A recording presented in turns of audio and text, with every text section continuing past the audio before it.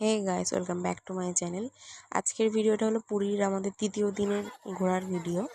তো তৃতীয় দিন আমরা গেছিলাম পুরীতে যে গুপ্ত বৃন্দাবন আছে সেই গুপ্ত বৃন্দাবন ঘুরতে।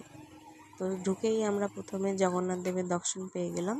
তো এখানে ছিল একটা বসার জায়গা, কিন্তু এখানে তালা দেওয়া ছিল। এই টাইমটা আমরা যে টাইমে গেছিলাম সেই টাইমটা খোলা ছিল না।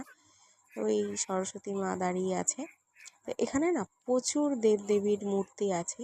অর্ধেক দেবদেবীর মূর্তির নাম আমি জানি না। এখানে কৃষ্ণ ঠাকুরের প্রচুর ধরনের লীলার প্রতিচ্ছবি তুলে ধরা হয়েছে।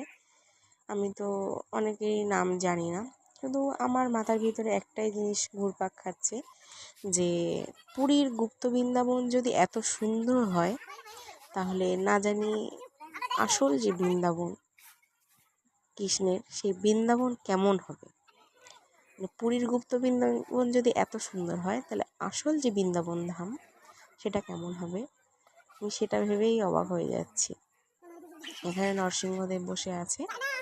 তো এই সাইডটা না একটা পুকুর ছিল, এই পুকুরটাতে প্রচুর ধরনের মাছ আছে, ছোট ছোট ছোট মাছ, সেগুলো আমরা দেখছিলাম।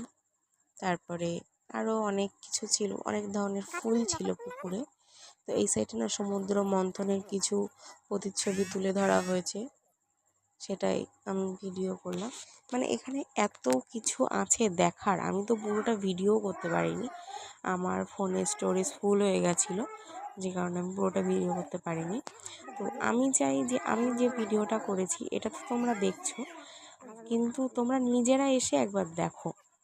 খুব সুন্দর একটা জায়গা, মানে আমি স্বপ্নও ভাবতে পারি না যে এত সুন্দর জায়গা হতে পারে।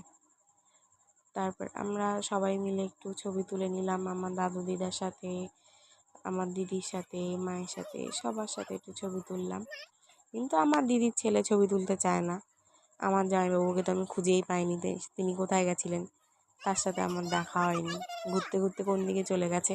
আসলে অনেকটা জায়গা নিয়ে তো এরিয়াটা, যে কারণে একবার মানে সে গোলক ধাঁধা মতো, সবাই একসাথে না ঘুরলে না খুঁজে পাওয়া যায় না, খুবই সমস্যা।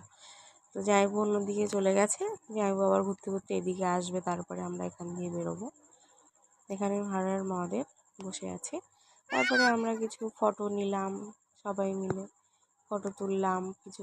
আবার তারপরে এখানে কৃষ্ণের আরও কত ধরনের কৃষ্ণের প্রেম লীলার জায়গা এটা।